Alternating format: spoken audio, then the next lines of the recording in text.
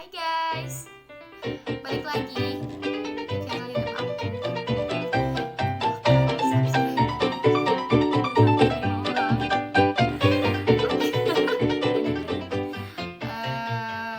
Perkenalkan, kenalan lagi ya. Kalau kalian yang udah pernah nonton video aku, nggak yakin sih banyak juga yang nonton video aku, nggak apa-apa. Jadi nama aku Alakia Prana Harini Milenia. Aku mahasiswi dari Politeknik Negeri Sriwijaya semester 4, jurusan Administrasi Bisnis, program studi Usaha Perjalanan Wisata. Oke, jadi hari ini aku balik lagi buat video. Tentunya baku banget bahasanya Len. Balik lagi buat video edukasi, dan ini tugas di hari pertama awal masuk kuliah setelah libur panjang. Sebenarnya nggak libur sih, gara-gara pandemi ini ya, jadinya kita harus di rumah dulu guys, jangan kemana-mana dulu. Oke, balik lagi banyak banget ya pakai kata-kata balik lagi, nggak apa-apa deh. Jadi ini video pertama setelah masuk tadi, setelah libur, tentang mata kuliah imigrasi dan kepabeanan. Dan sebelumnya aku buat video tentang imigrasi, jadi hari ini aku bakal buat video tentang kepabeanannya nih guys. Dan sebenarnya tugasnya itu buat video tentang peraturan kepabeanan negara-negara di dunia. Dan aku milih negara apa, yo? Annyeonghaseyo. Yap, Korea Selatan. Jadi buat kalian yang belum tahu apa itu pengertian kepabeanan, aku bakal ngejelasin dulu. Ini aku dapat dari website, dan ini di sini ada pengertiannya. Pengertian kepabeanan berdasarkan pasal 1 ayat 1 Undang-Undang Nomor 10 tahun 1995 tentang kepabeanan. Jadi kepabeanan itu adalah segala sesuatu yang berhubungan dengan pengawasan atas lalu lintas barang yang masuk atau keluar daerah pabean dan pemungutan bea masuk.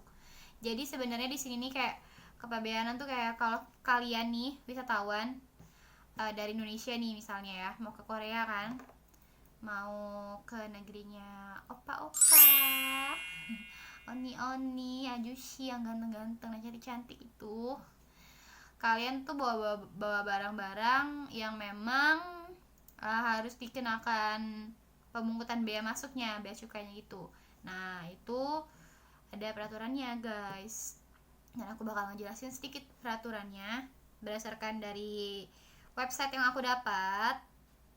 Ini website resminya Kedutaan Besar Republik Korea untuk Republik Indonesia. Nanti aku bakal sertain linknya deh, aku kasih linknya di description box. Ya, description box. lanjut. Oke. Jadi pertama aku bakal ngejelasin dulu sih tentang ini sebenarnya panduan pabean untuk wisatawan ke Korea. Jadi untuk semua penumpang yang masuk ke Korea itu harus ngisi formulir Customs Declaration, yang di situ habis itu kalian serahin ke customsnya. Kalau misalnya kalian di situ datangnya rame-rame nih sama keluarga, sama teman-teman, kalian cukup ngisi satu formulir aja, nggak perlu sampai anggota keluarganya ada 5 nih, terus semua anggota keluarganya ngisi formulirnya, itu nggak usah, cukup satu formulir aja. Terus biasanya formulir itu bisa kalian dapat pas kalian di pesawat atau dalam kapal. Biasanya dikasih sama pramugarinya kalau di pesawat. Tapi kalau misalnya kalian nggak dikasih waktu kalian di kapal atau di pesawat, kalian bisa dapetin formulirnya di tempat kedatangan ya. Habis itu kalian isi deh formulirnya. Nah kalau misalnya kalian nih wisatawan ngirim barang, kalian sebenarnya pengen bawa barang nih, kalian mau wisata ke Korea nih, terus kalian tuh bawa barang gitu kan, pengen bawa barang A gitu, tapi kayak malas banget, kayak barangnya tuh ribet banget kalau mau dibawa sama kalian, jadi barang itu udah deh dipisah aja gitu kan ngirim barangnya. Nah itu kalian harus ngisi 2 formulir, Jadi habis itu satu formulirnya kalian kasih ke custom di tempat kedatangan penumpang, satu formulir lainnya harus kalian kasih ke tempat kedatangan barang kiriman kalian nanti setelah formulirnya ditandatanganin ya di custom tempat kalian datang tadi. Terus kalau misalnya ketika kalian ngisi customs declarationnya itu kalian tuh harus baca dulu tulisan pemberitahuan di situ, pemberitahuan batas pembebasan pajak atau custom exemption, terus barang wajib deklarasi dengan teliti. Jadi kalian tuh harus teliti banget bacanya. Terus habis itu langsung ditandatanganin di custom declaration-nya itu, kemudian diserahin ke custom. Nah, jadi sebenarnya barang wajib deklarasi nih ya, subject of report. Kalau kalian wisatawan ya jalan-jalan kayak gitu, terus kalian itu bawa barang tuh, kalian tuh wajib mendeklarasikan atau kayak ngasih laporan gitu. Kalau dengan di formulirnya itu nanti dikasih tanda checklist di situ ya, terkait dengan barang-barang yang kalian bawa gitu. Kalau barang yang diperoleh dari luar negeri, walaupun dia termasuk duty free shop itu, yang kalau misalnya dia melebihi batas pembebasan pajak, dia tetap harus dideklarasiin. Terus instrumen pembayaran yang melebihi 10.000 US dollar, semua jenis barang kayak senapan, senjata kayak gitu ya. Tapi ya kali kan kalian mau jalan-jalan ke Korea terus kalian bawa senapan, bawa senjata, buat apaan coba kan. Terus bawa produk yang wajib karantina kayak hewan, tumbuhan, atau produk olahan daging kayak gitu. Terus barang keperluan kantor yang mau kalian perjualbelikan pas kalian ada di Korea. Jadi ceritanya kalian tuh bawa barang dari Indonesia terus ke Korea, terus kalian tuh mau jualan di Korea gitu kan, itu wajib banget dilaporin di bea cukai. Terus barang yang dibawa masuk atas permintaan orang lain atau kayak barang titipan gitu. Jadi barang yang atau barang ekspor impor sementara gitu. Nah, kalau untuk barang yang bebas pajak itu sebenarnya ada beberapa di sini yang aku baca. Nah, jadi katanya menurut website ini, sebenarnya ini website resmi ya. Barang bawaan atau barang kiriman penumpang yang dibebaskan dari kewajiban pajak itu kalau barangnya nggak lebih dari 600 US dollar per orang ya, kayak gitu. Terus tapi kalau kayak produk pertanian, kehutanan, peternakan sama obat herbal itu harus sudah lolos proses karantina. Terus batas nilainya juga 100.000 won dan berat maksimalnya 40 kilo. Dan sebenarnya batas beratnya itu tergantung sama jenis produk yang kalian bawa apa. Terus kalau misalnya buat kalian yang mau ke Korea terus kayak bawa minuman-minuman yang beralkohol, itu sebenarnya ada beberapa minuman yang misalnya kayak mengandung etil alkohol, terus kayak kalian bawa tembakau, rokok, vape gitu ya, cerutu atau sama minyak wangi, itu sebenarnya dibebasin untuk masuk ke Korea, dibebasin dari bea. Tapi ada beberapa ketentuannya. Dan kalau untuk kalian yang usianya di bawah 19 tahun itu peraturan pembebasan bea itu nggak termasuk ya. Karena kan kalau kalian di bawah umur 19 tahun juga kalian tuh kan sebenarnya nggak boleh kayak minum alkohol, terus ngerokok kayak gitu kan. Tapi sebenarnya nggak berarti di atas 19 tahun boleh. Oke, skip. Nah, di sini ada beberapa nih. Nanti aku capture deh gambarnya, terus aku tempel di mana? Di sini. Wah, ada foto aku. Jadi nanti aku tempel di sini ya. Di situ nanti ada tulisannya kayak minuman mengandung etil alkohol itu berapa. Kayak satu botol itu maksimum 1 liter dan harganya kurang dari 400 US dollar. Terus kayak tembakau tuh ada ketentuannya, kayak sigaret atau rokok itu cukup 200 batang, cerutu 50 batang, rokok elektrik bentuk ya terserah kayak bentuk rokok, cairan nikotin atau bentuk lain. Kalau kayak rokok elektrik tuh yang bentuknya rokok ya sama kayak rokok biasa 200 batang. Kalau cairan nikotin 20 ml. Kalau bentuk lain 110 gram. Terus kayak apa lagi? Tembakau itu 250 gram. Dan kalau kayak minyak wangi cukup 60 ml. Tapi kalau misalnya yang kayak tembakau tadi, kalau misalnya kalian bawanya ada 2 jenis nih, ada 2 jenis tembakau gitu kan.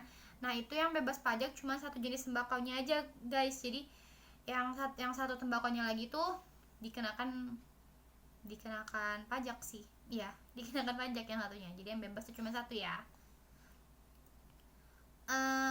Apa lagi ya? Nah, jadi sebenarnya kayak ada lagi juga tarif disederhanakan.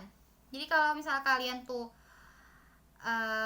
penumpang wisatawan, barang bawaannya itu melebihi batas nilai pembebasan pajak, biasanya akan diberlakukan tarif yang namanya tarif disederhanakan, yang flat duty gitu. Apa sih bahasanya duty ya? Dati kayak gitu deh. Ya maaf ya, aku kan orang Indonesia gitu, jadi bahasa Inggrisnya ya gitu deh. I can't speak English well, so sorry.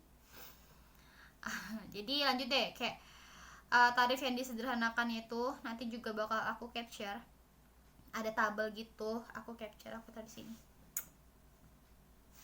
Nah itu nanti ada rincian barangnya tuh, kelihatan tuh kayak barang bawaan penumpang yang total nilai barangnya kena pajak tidak melebihi 1000 US dollar, itu tarifnya itu 20%.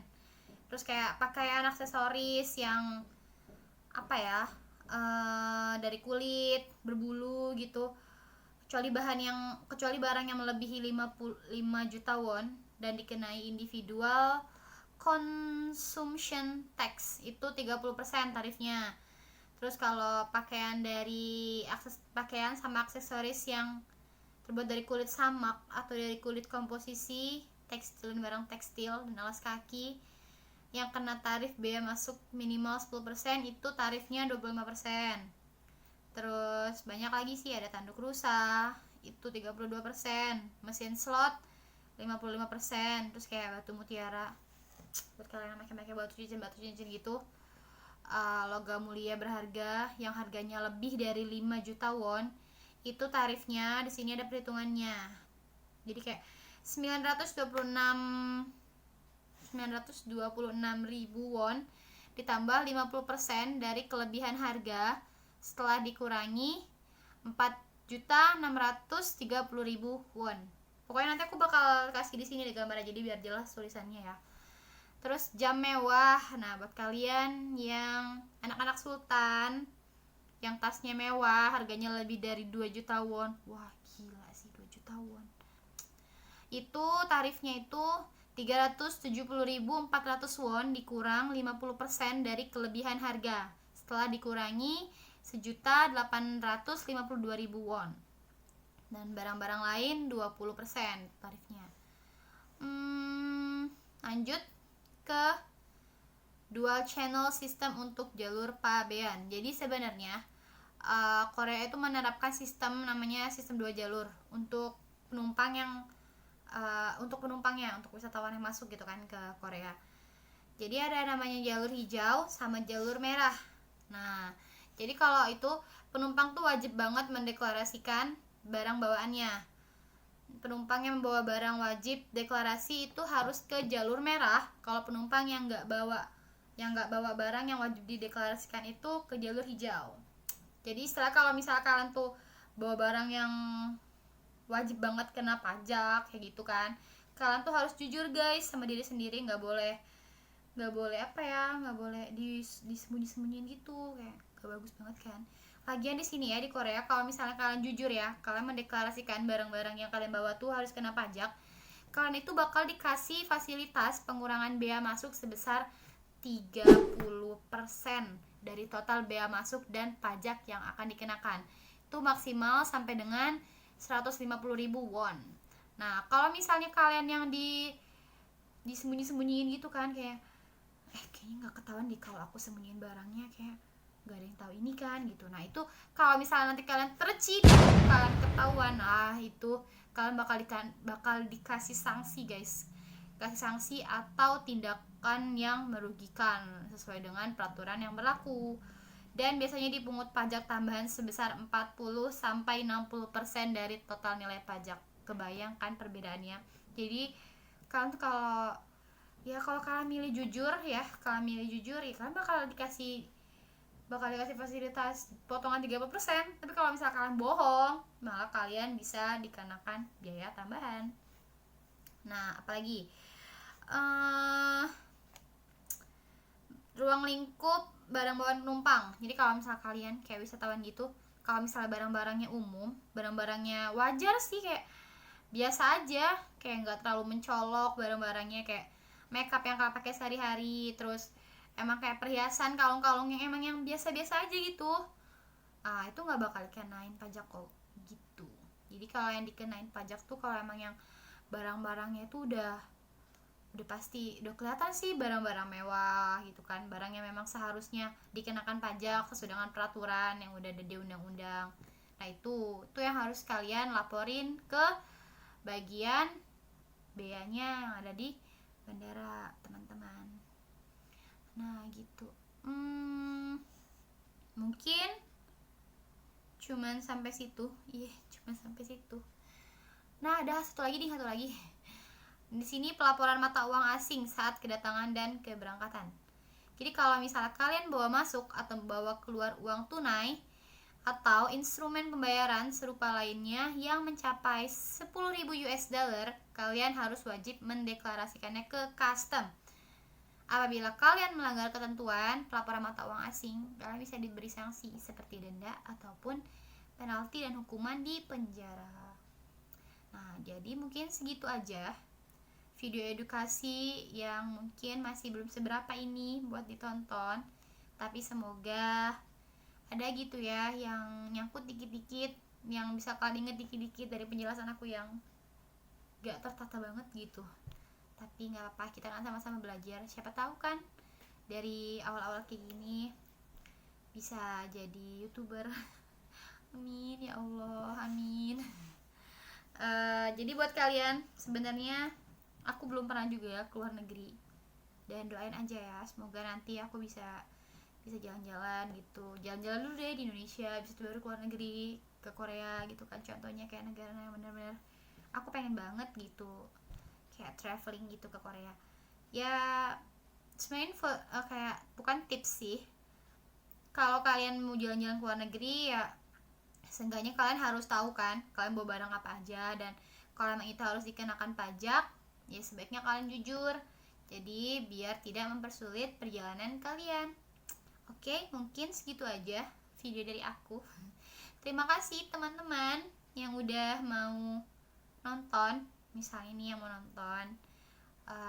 Maaf kalau misalnya masih banyak kekurangannya. Terima kasih. Dadah.